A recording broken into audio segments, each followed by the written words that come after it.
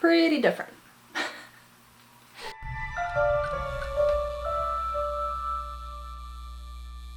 Hello and welcome back to the YouTube channel. Today I wanted to talk to you about the Pixma printer and how to have the right settings on both your printer and your computer, as well as how to take proper photos to create really beautiful art prints. When I bought this printer, that was the one thing that I was looking for and I could not find it anywhere. So I'm hoping that this will help someone like me in the future. Okay, let's get started. This is the beautiful Pixma printer IX6820. It's quite large and it prints up to, I believe, 13 inches paper.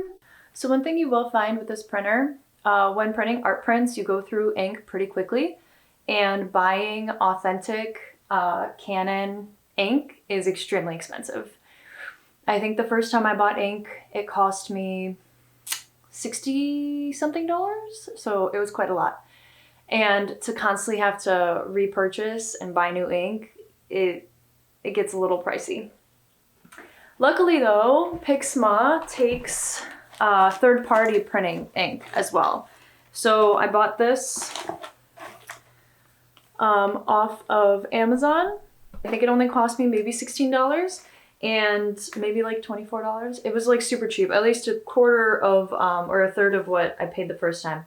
And it's not a single pack, it's 3 of each. So I can reload and reload and reload, and this will last me much longer. So if you do get one of these printers, don't be scared to buy third-party inks. They honestly even print better, in my opinion, than the Canon inks. I haven't, like, once your settings are correct on the computer and on the printer, it's mainly on the computer because the printer settings, I guess it's your computer or your phone. But once you have those settings correct, everything prints a lot better and you really don't notice a difference, excuse me, with the different ink. So keep that in mind.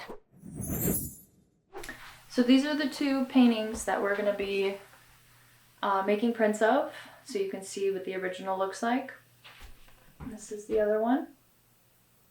I have my trusty portable easel. It is yellow, which isn't ideal, but it's gonna be fine because we're gonna crop it out. So I'm gonna take my paintings, this camera, and the portable easel outside, and we're gonna snap some photos. It might be a little dark. I think it'll be okay. So let's go.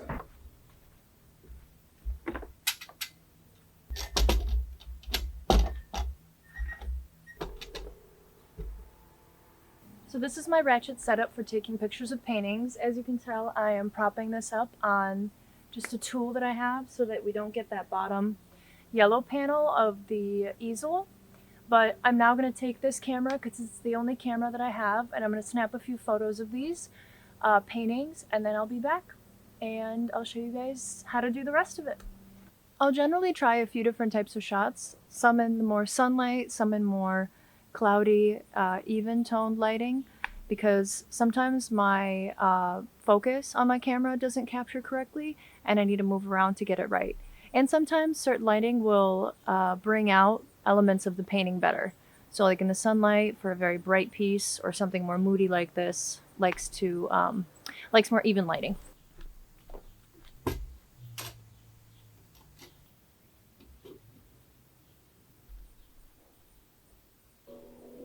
So at this point I've gotten enough photos to be able to edit them and get them ready for print.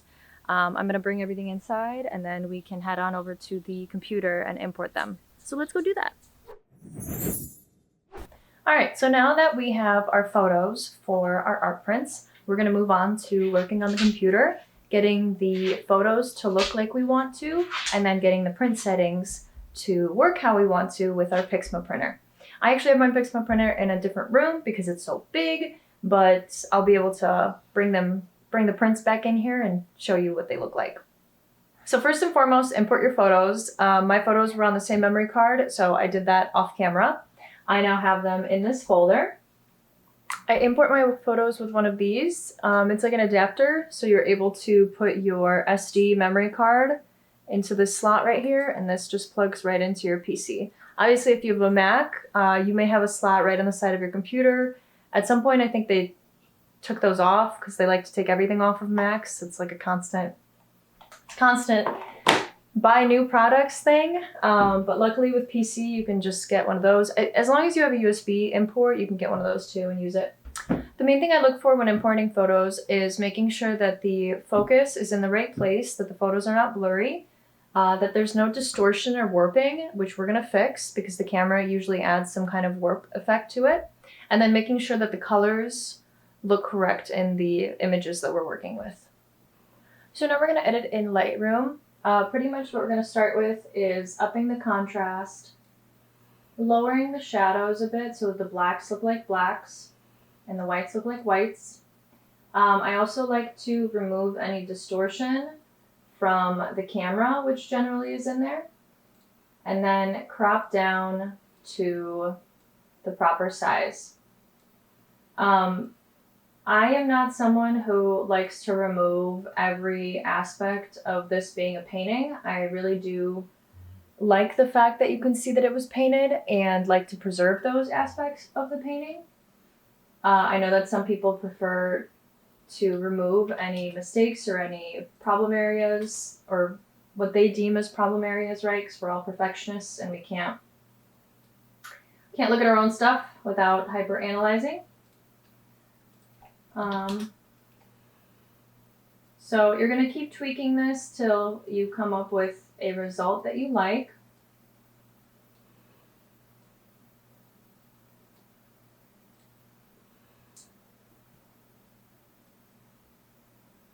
I generally like to tone down the brightness a little bit so it's not overblown and you can really see all the colors in the painting.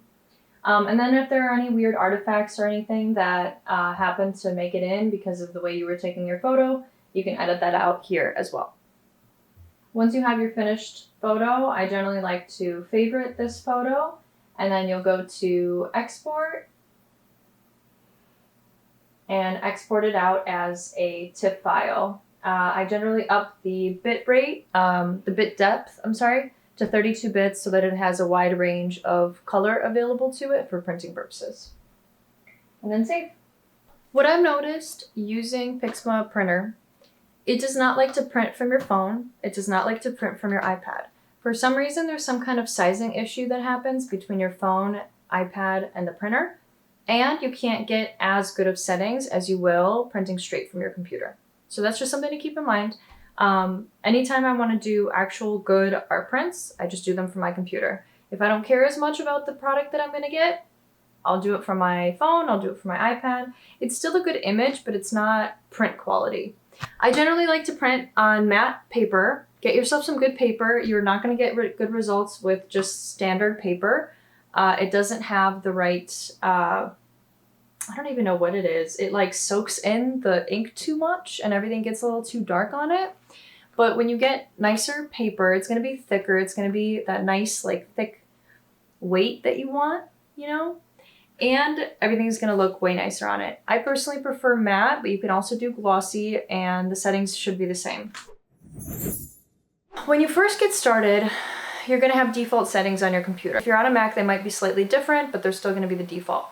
The way to get to them is to go to your photo and to go to print. Okay, so initially when you go into your printer settings and you go into options, you're going to have the standard printer settings. So it's going to be on plain paper, print quality is going to be standard, letter size printer paper, and no adjustments in color or added print quality or anything like that. So I'm going to print an example with the standard quality that you get when you first bring your printer home and decide to print something, which is what happened to me, and I was very surprised and confused why it looked so bad. So we're going to print one of these. I am printing on my nice paper, so that is a benefit, but it still doesn't come out right. Okay, so here's what we get with just standard printer. So while it looks good at first, it's way too dark. Everything is way too saturated and there's weird streaking going on. Everything's just like way too dark and not the right color. And also the borders aren't right either. And it cut things off. So there's a bunch of little things that are just not right. I also want to mention, and this is kind of a random thing, but I know a lot of people ask about this. This printer is not the fastest thing. It does take a little bit to print. It takes a little bit to warm up. And overall, it's definitely not the fastest printer I've seen. It definitely takes its time.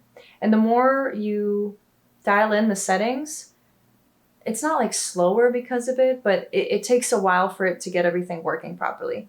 But once it's printing, it starts speeding up as it goes. So if that's something you were worried about, now you know. So now that we've seen what the standard looks like, we're going to start changing settings. First of all, we want to set our quality to custom, which we then set in a different place. The paper type you want to use is Photo Paper Pro Platinum. Regardless of if you're using matte paper or glossy paper, that's the one you want to use. For some reason, it works the best. Once you go into the options, you want to make sure that you've got the proper paper selected, so platinum, just like we had in the beginning. And then you're going to go to the main tab. Here you've got two options. You've got print quality and color intensity. So for print quality, as I mentioned earlier, we're going to do custom, and we're going to go to set, and we're going to set this all the way up to 1. 1 is the finest amount of detail. 5 is the least amount of detail. So if you're just printing proofs or something like that, you can do 5. If you're printing the final thing, you want to do the 1. 1 does not come up as an option unless you do custom. So even high, standard high, whatever the other ones are, aren't going to be as good as you manually setting this to 1. You then want to go into color intensity, and normally it's at auto, but I switch it to manual, and then you can set your colors according to your specific needs. So it's kind of a combination between where your printer is set and where your computer is set. And this is kind of different for everybody. So I would recommend the first time that you're getting your settings correct, expect to print a few examples of your print before you settle on the right one. And they even give you the option to print a pattern for color adjustment. So this setting allows you to change like the cyan, the magenta, the yellow, the brightness, intensity, contrast options. And you can print a pattern to see the various options in play with the picture that you're trying to print, which helps when making the right adjustments. So again, paper size, you want to pick the right paper. If you don't have the right paper picked for some reason in the settings, it won't even print. I tried to print like a 4x6 on a letter A1 size paper, and it was like, you're wrong. So definitely have the paper right. Quality, you want at custom 1, and paper type you want at Photo Paper Pro Platinum. When you're ready to print your actual print on the paper that you want, you're finalized, everything, you want to do it inside of Photoshop. You can do it, I'm using a PC, so my point of reference is a PC. On a Mac, it may be slightly different, but generally, this is the way to do it. Every single time I've printed just an image, right? I open up an image and I print it out of my PC settings or Mac settings. It's not perfect. Photoshop definitely lets you add a few more things and specify things that just the standard printer settings doesn't. You're going to open up your image inside of Photoshop. Here's your image. First and foremost, even though we sent our image to export as a 32-bit, we have to bring the image down to a 16-bit to be able to work on it. Once the image is in 16-bit, we can switch it to a CMYK color instead of an RGB color. So RGB is only for computer, CMYK is for printing. Colors will be more correct. If you print RGB, it's going to be too saturated, kind of like what we saw on this one. So we want to switch to CMYK. Once we have those two things in place, we want to make sure that our sizing fits inside of a 8x11 piece of paper. Generally, I like to make sure that my borders are correct in here, and if I need to crop down one way or another, I do it inside of Photoshop, because you want to have semi-even borders all around your print. Once you have that figured out, you can go to the print option inside of Photoshop, open that up, And in here, we're going to adjust a few things. Under color handling, you want to use printer manages color. If you know your way around color profiles on a computer, I mean, feel free to switch that, but generally speaking, you want to go with what the printer wants to do. And then rendering intent, you want to switch to absolute colorimetric. Then you scroll down and you get to scale. Usually this is going to be either scale to fit media or at full 100%. You really do want to use this preview window it gives you to make sure that this looks how you want it to print. This, as well as the preview the printer gives you before it prints, is a very accurate representation of what you're going to see on your piece of paper. So I generally choose, and this changes from print to print. I really don't have like a specific setting, but it really just depends because each painting I do is slightly different size. So it always changes, but a 97% scale works pretty well and gives you a nice 500, 300 pixel border all around. And then once, I don't touch any of these other settings. No printing markers, no functions, nothing. So just those few things, and then we're gonna go to printer settings, print settings. Before you go to print settings though, make sure that your layout, and again, this preview is gonna tell you if you're wrong, make sure your layout is in the correct format. A lot of times the print settings will start on portrait and you wanna switch them to landscape, and as dumb as this sounds, it's something you'll miss, and then your painting, will print the wrong way. So we're gonna go to printer settings. We're gonna use those settings, the Photo Paper Pro Platinum, and the print quality being on custom, which is 1, which is the finest amount of detail. But then we're also going to go to the color intensity here. And this may be different inside of Photoshop than what you saw just strictly through the PC. Make sure to play with these, and also make sure that preview before printing is checked on. Right under color intensity, preview before printing. Because what you see in the preview is going to be what you're going to print. If you see weird colored borders, if you see it's too yellow, too green, whatever, more or less it'll be the right color. So use this as your gauge for whether or not your painting looks right. I will give about 10% of the color being off compared to what you get coming out of the printer. I hope this is all making sense. Like this right now, when I'm looking at it, is slightly more yellow than I would like it to be, but I know that my printer prints slightly less yellow than it should, so this is right. You know what I mean? So you kind of have to work with your specific settings between your computer and your printer to get like that perfect sweet spot. So we're gonna go and print this, and here's the Photoshop version. Absolutely beautiful, just like what we see on the computer.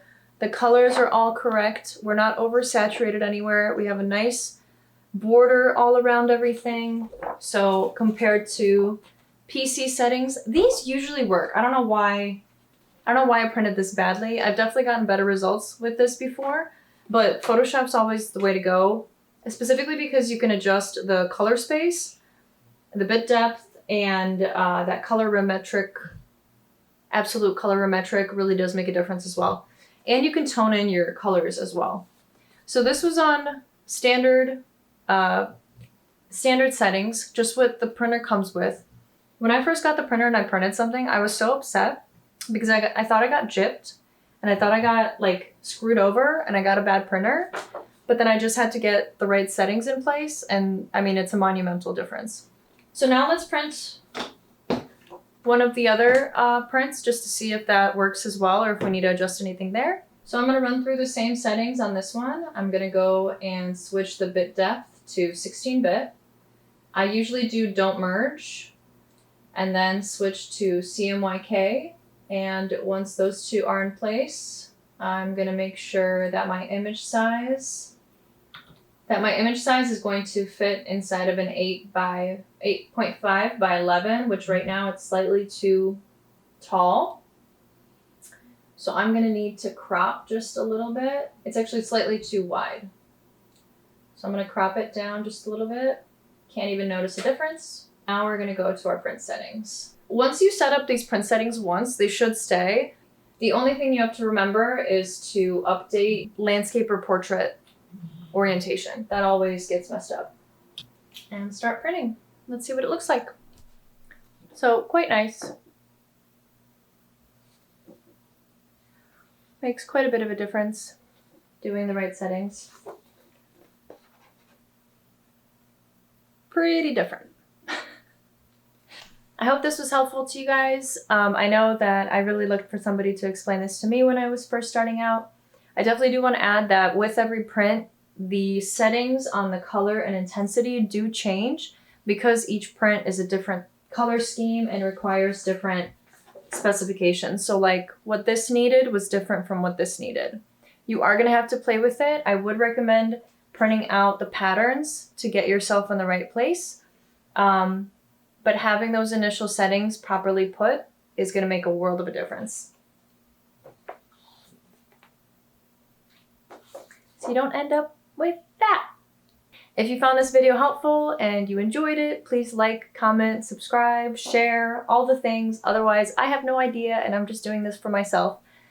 So if you want to see more content like this and more helpful tips, please let me know and I will make more.